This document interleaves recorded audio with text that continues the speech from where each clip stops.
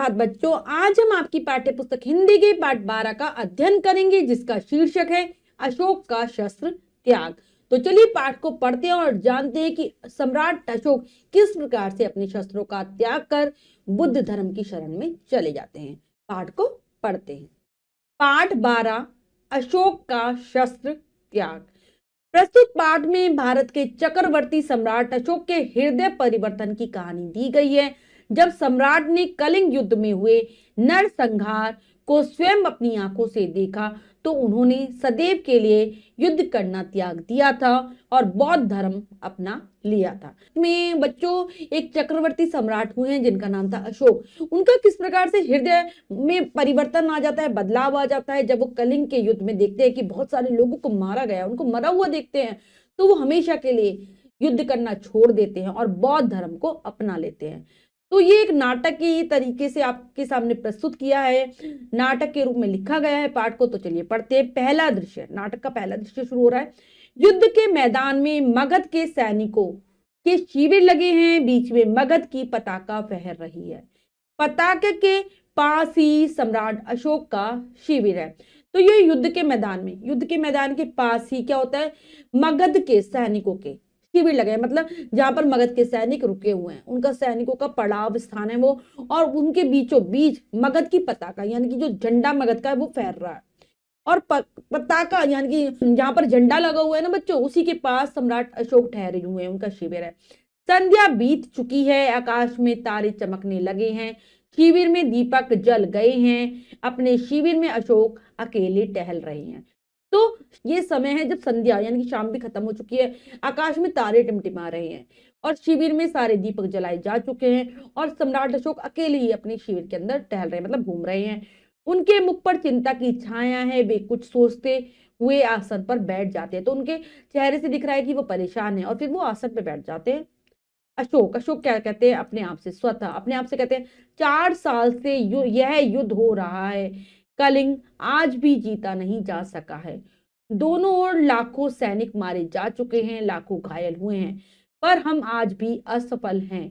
क्या होगा इसका परिणाम? अपने आप से कह रहे हैं सम्राट अशोक, क्या कह रहे हैं कि 4 साल से लगातार युद्ध चल रहा है कलिंग के साथ और दोनों ओर से लाखों सैनिक मारे जा चुके हैं, लाखों की संख्या में लोग जो सैनिक है वो घायल हैं यानी कि चोटें लगी हैं, लेकिन हम आज भी जीत नहीं सके हैं कलिंग को। पता नहीं क्या ही इसका फल मिलेगा। तभी उनका द्वारपाल का प्रवेश होता है। द्वारपाल आता है जो द्वार की रखवाली करता है। द्वारपाल कहते हैं, सिर झुकाकर राजन एक संवाददाता आना चाहता है। वो कहता है, सिर झुकाकर कहते हैं कि राजन एक समाचार देने वाला आना चाहता है। अशोक कहते हैं, आने दो। संवाददाता यानी कि समाचार देने वाला, प्रवेश कर सम्राट अशोक की जय हो, शुभ संवाद है। गुप्तचर समाचार लाया है कि कलिंग के महाराज लड़ाई में मारे गए हैं। तो कहते हैं कि सम्राट अशोक की जय करता है, कहता है एक अच्छा समाचार है। और गुप्तचर यानी कि जो गुप्तचर लगाए रहते हैं, जो गुप्त रूप से समाचार दिया करते हैं, वो कहते हैं कि कलिंग के महाराज लड़ाई में मारे गए हैं। अशोक प्रसन्नता पूर्वक यानी खुश होकर कहते हैं, मारे गए हैं तो मगध की विजय हुई, क्या कलिंग जीत लिया गया है? संवाददाता चुप रहता है। कहते हैं, अच्छा, खुशी से कहते हैं, मारे गए मगध यानी कि मगध की विजय हो गई है और कलिंग को हमने जीत लिया है। लेकिन जो समाचार देने के लिए आया था संवाददाता, वह चुप रहता है। अशोक कहता है, बोलते क्यों नहीं हो तुम, चुप क्यों हो, कि तुम क्यों नहीं दे रहे जवाब, चुप क्यों हो? संवाददाता कहता है, क्या कहता है, धीरे से बोलू क्या महाराज, कलिंग दुर्ग के फाटक आज भी बंद है, फिर किस मुंह से कहूं कि कलिंग जीत लिया गया है? तो कहते हैं, धीरे से कहते हैं कि क्या कहूं महाराज, आज भी किले के दरवाजे बंद है, फाटक बंद है, फिर मैं कैसे बताऊं कि आपको कलिंग जीता गया है या नहीं? अशोक कहता है उत्तेजित होकर, कलिंग दुर्ग के फाटक आज भी बंद है। गुस्से से कहता है कि आज भी बंद है? तो संवाददाता कहता है, हाँ महाराज, कलिंग दुर्ग के फाटक आज भी बंद है। अशोक कहता है उत्तेजित होकर खड़े होते हुए, बंद है तो खुल जाएंगे, जाओ जाकर सेनापति से कह दो कि कल सेना का संचालन मैं स्वयं करूंगा। कल या तो कलिंग के दुर्ग के फाटक खुल जाएंगे या मगध की सेना ही वापस चली जाएगी। जाओ, हाथ से जाने का संकेत करता है। तो गुस्से से एकदम तेजी से खड़ा होता है और कहता है कि बंद है तो कल खुल जाएंगे द्वार, और कह दो जाकर सेनापति से कल मैं खुद संचालन करूंगा, मतलब मेरी अगुवाई में सेना आगे बढ़ेगी। और अगर या तो दुर्ग के फाटक खुल जाएंगे, किले के फाटक खुल जाएंगे, या फिर सेना वापस लौट जाएगी। हाल से उसे जाने के लिए कह देता है। अब है अगला दृश्य, दूसरा दृश्य।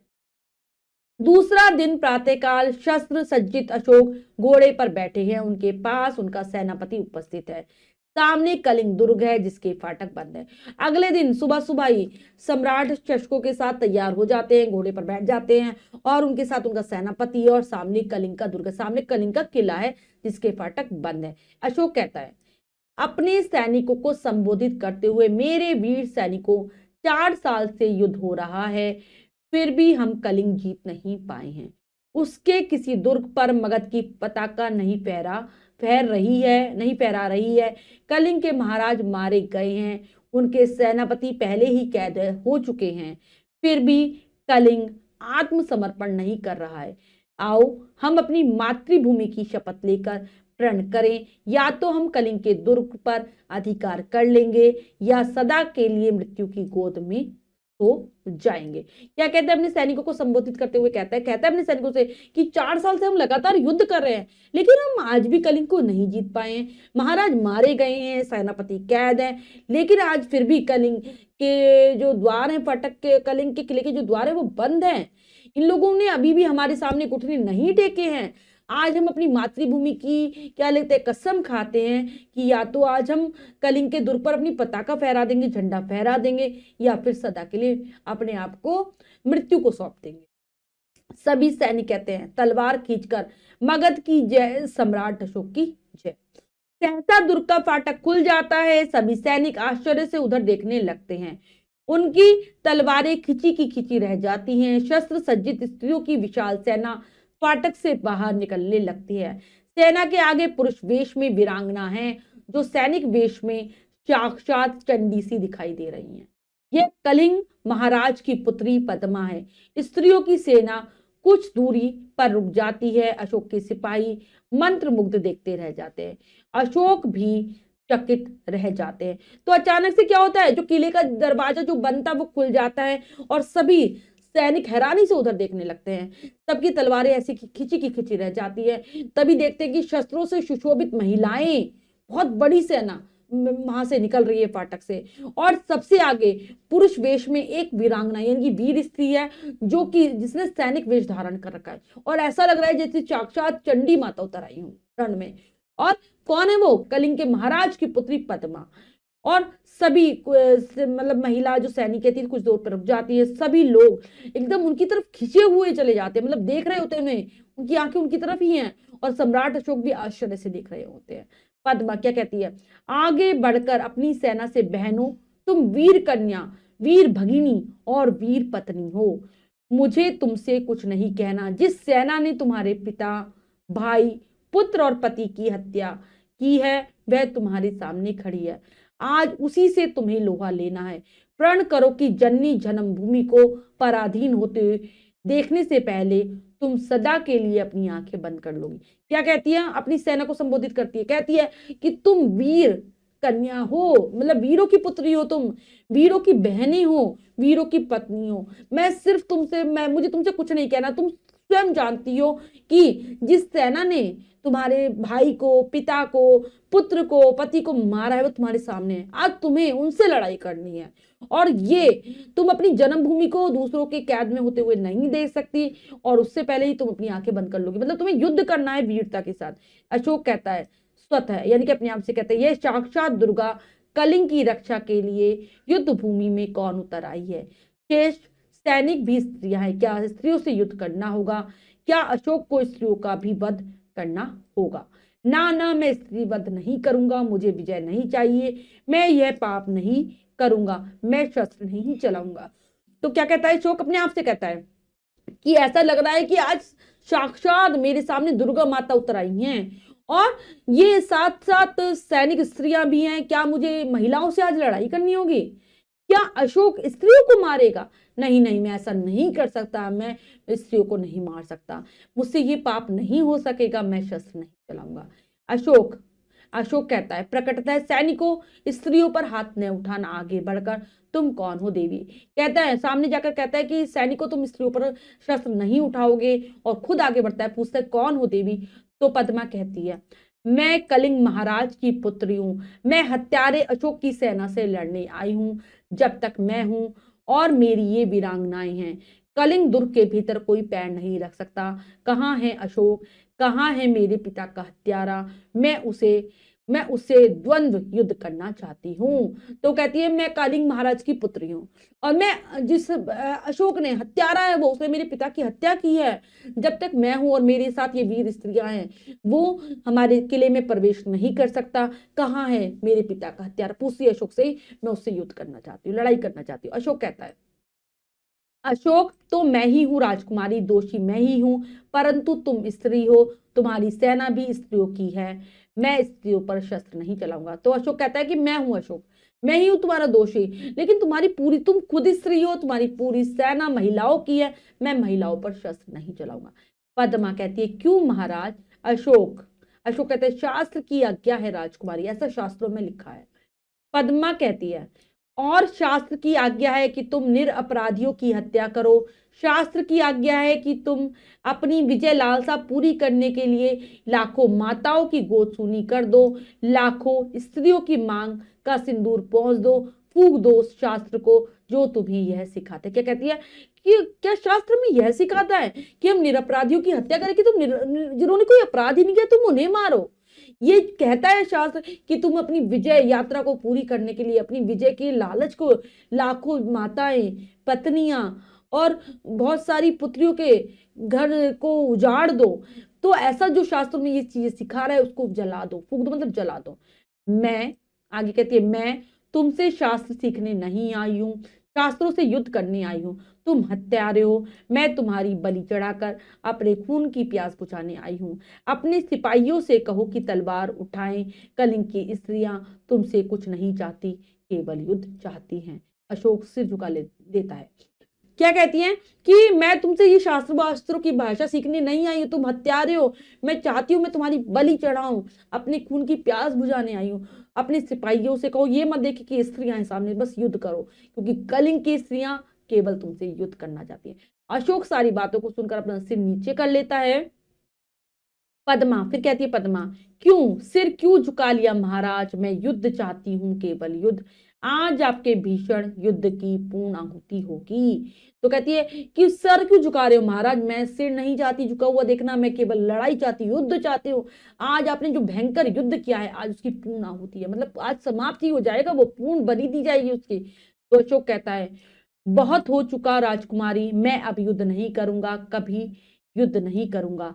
तलवार नीचे फेंक देते हैं। वो कहते हैं बहुत हो चुका मतलब राजकुमारी, अब मैं युद्ध नहीं करना चाहता, आज के बाद मैं कभी युद्ध नहीं करूंगा, और तलवार को नीचे फेंक देते हैं। पद्मा पद्मा कहती है यह क्या महाराज? अशोक कहता है अपने सैनिकों से तुम भी अपनी तलवारें नीचे फेंक दो, आज से अशोक तुम्हें कभी किसी पर आक्रमण करने की आज्ञा नहीं देगा, फेंक दो अपनी तलवारें। अपने सैनिकों से भी कहता है कि तुम सब भी अपनी तलवारें फेंक दो, आज से अशोक कभी किसी पर आक्रमण करने के लिए नहीं कहेगा, और अपनी तलवारें फेंक दो। सभी सैनिक अपनी अपनी तलवारें फेंक देते हैं, सब अपनी तलवारें नीचे फेंक देते हैं।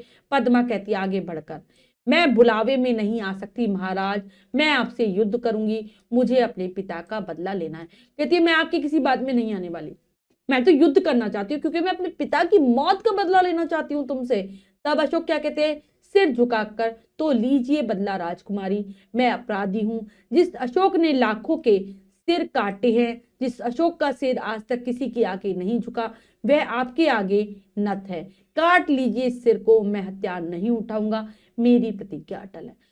अशोक कलिंग की राजकुमारी के आगे अपना सिर झुका देता है कि मैं अपराधी हूं, मैंने आज तक बहुत सारे लोगों के सिरों को काटा है, लेकिन अशोक का सिर आज तक किसी के सामने नहीं झुका, लेकिन आज आपके सामने नत है, मतलब झुका हुआ है, आप काट लीजिए, मैं हथियार नहीं उठाऊंगा, मैंने मेरी जो प्रतिज्ञा, मैंने जो कसम खाई है वो अटल है, मजबूत है। अशोक सिर झुकाकर खड़े हो जाते हैं और अपना सिर झुका लेते हैं। पद्मा कहता है तो जाइए महाराज, स्त्रियां भी निहत्तों पर वार नहीं करेंगी, आप अपनी प्रतिज्ञा की रक्षा के लिए जीवित रहिए। तो कहती है ठीक है महाराज, तो आप जाइए, हम भी जिसके हाथ में कोई शस्त्र ना हो उस पर हम वार नहीं करेंगे, अपनी प्रतिज्ञा की आपको रक्षा करनी है, इसलिए आप जीवित रहिए। पद्मा अपनी स्त्रियों की सेना के साथ दुर्ग में चली जाती है। तो पद्मा अपनी स्त्रियों की सेना को लेकर लौट जाती है। अब अगला दृश्य है, तीसरा दृश्य है, अशोक और उसके सभी सरदार पीले वस्त्र धारण किए हुए हैं, उनके सामने एक बौद्ध भिक्षु बैठा हुआ है। अब अशोक जो बौद्ध धर्म अपना रहे हैं उसके बारे में है कि उन्होंने सभी ने, उनके साथी लोगों ने सभी ने पीले वस्त्र धारण किए हुए सैनिकों ने, और उनके सामने एक बौद्ध भिक्षुक बैठे हैं। बौद्ध भिक्षु कहता है अशोक से, कहो मैं प्रतिज्ञा करता हूं कि, अशोक कहता है मैं प्रतिज्ञा करता हूं कि, मतलब मैं शपथ ले रहा हूं, मैं कसम खा रहा हूं। बौद्ध भिक्षु कहते हैं जब तक मेरे शरीर में प्राण रहेंगे। अशोक कहता है जब तक मेरे शरीर में प्राण रहेंगे, मतलब जब तक मेरे शरीर में जान है, प्राण है।